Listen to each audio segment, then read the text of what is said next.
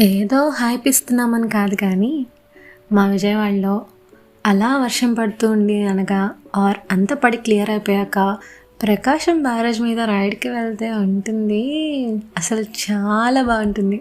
ఆ వైబే వేరు. అంత ట్రాఫిక్ ఉన్నా కానీ చాలా బాగుంటుంది. చక్కగా అలా కూల్ బ్రీజ్ అట్లాగా ఫాస్ట్గా ఆ ప్రకాశం బ్యారేజ్ మీద వెళ్తుంటే అబ్బా హెవెన్ కనబడుతుంది. అలా కొండ మీద దుర్గమ్మని చూసుకొని అంతా అయిపోయాక ఇక్కడ కృష్ణమ్మని చూస్తే ఆ సాటిస్ఫాక్షనే వేరు. ఒక డే అంతా సెట్ అయిపోతుంది.